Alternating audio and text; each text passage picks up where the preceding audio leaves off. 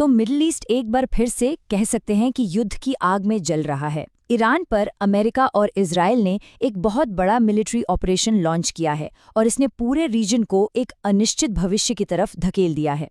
चलिए इस पूरे संकट को परत दर परत समझते हैं।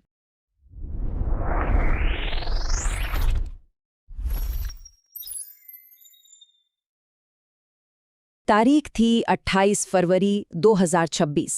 दुनिया की नींद इसी चौंकाने वाली घोषणा के साथ खुली।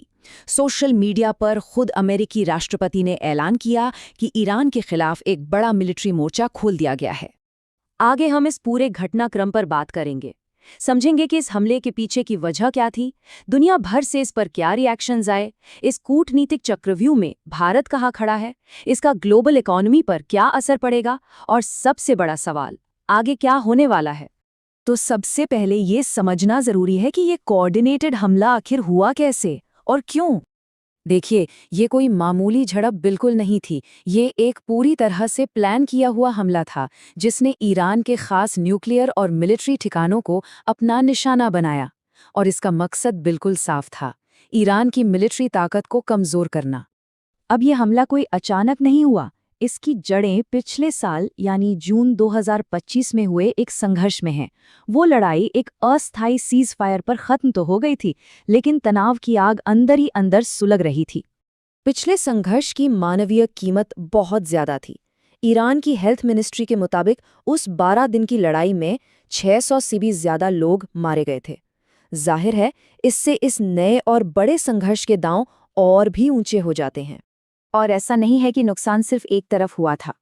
जब ईरान ने मिसाइल से जवाबी हमले किए तो इजराइल में भी 28 लोगों की जान चली गई थी। अब इजराइल का तर्क ये है कि ये हमला सेल्फ डिफेंस के लिए जरूरी था। प्रधानमंत्री नेतन्याहू के ही शब्दों में कहें तो ये अभियान ईरान से पैदा हुए अस्तित्व के खतरे को खत्म करने के लिए था, ताकि उसे न्यूक्लियर हथियार बनाने से रोका जा सके। इस हमले की गूंज सिर्फ मिडिल ईस्ट तक ही नहीं रही, इसने तो पूरी दुनिया को 2 खेमों में बांट दिया और इससे एक बड़ा डिप्लोमैटिक संकट पैदा हो गया। हमले के बाद दुनिया की तस्वीर बिल्कुल साफ हो गई। एक तरफ वेस्टर्न देश थे, जैसे अमेरिका, यूके, फ्रांस और जर्मनी, जो इजराइल के समर्थन में खड़े थे। तो दूसरी तरफ थे चीन और रूस, जिनके साथ पाकिस्तान और तुर्की जैसे देशों ने इस हमले की कड़ी निंदा की। और इन सब के बीच भारत ने एक बहुत ही सधा हुआ रास्ता अपनाते हुए शांति की अपील की। और इस ग्लोबल खींचतान के बीच एक देश ऐसा है जिसके लिए ये संकट किसी कूटनीतिक अग्नि परीक्षा से कम नहीं, और वो देश है भारत। भारत के लिए ये स्थिति बहुत ही पेचीदा है। देखिए, एक तरफ ईरान है, जहां चाबहार पोर्ट जैसा हमारा एक बहुत अहम प्रोजेक्ट है और जो हमारी एनर्जी सिक्योरिटी के लिए भी ज़रूरी है। वहीं दूसरी तरफ है अमेरिका और इजराइल, जो भारत के सबसे बड़े डिफेंस और टेक्नोलॉजी पार्टनर्स में से हैं। तो भारत की प्रतिक्रिया बहुत सोची समझी रही। एक तरफ तो उसने तनाव कम करने की अपील की, लेकिन दूसरी तरफ उसने एससीओ के उस बयान से खुद को अलग कर लिया जिसमें इजराइल की निंदा की गई थी।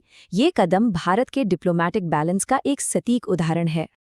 और यही सवाल आज भारतीय विदेश नीति के सामने सबसे बड़ी चुनौती बनकर खड़ा है।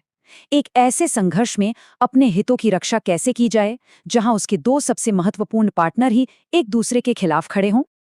अब देखिए, जियोपॉलिटिकल तनाव का असर सिर्फ नक्शों पर नहीं होता, बल्कि ग्लोबल बाजारों पर भी होता है। और ये संघर्ष तो सीधे तौर पर आम आदमी की जेब पर असर डालने वाला है। जब भी मिडल ईस्ट में तनाव बढ़ता है तो इसका सबसे पहला असर पड़ता है कच्चे तेल पर। और हमले की खबर आते ही हुआ भी यही। ग्लोबल बाजारों में तेल की कीमतें आसमान छूने लगी। इससे न सिर्फ पेट्रोल डीजल महंगा होगा, बल्कि हर चीज की लागत बढ़ जाएगी। एक्सपर्ट्स का भी यही मानना है कि ये भारत के लिए एक बहुत बड़ा जोखिम है। तेल की बढ़ती कीमतें यहाँ महंगाई को और बढ़ा सकती हैं और इकोनॉमी पर अतिरिक्त दबाव डाल सकती हैं, जो पहले से ही कई चुनौतियों का सामना कर रही हैं।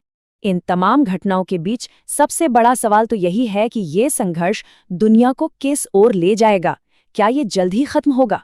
चैथम हाउस जैसे बड़े थिंक टैंक्स के एक्सपर्ट्स का मानना है कि ये कोई छोटी मोटी झड़प नहीं है।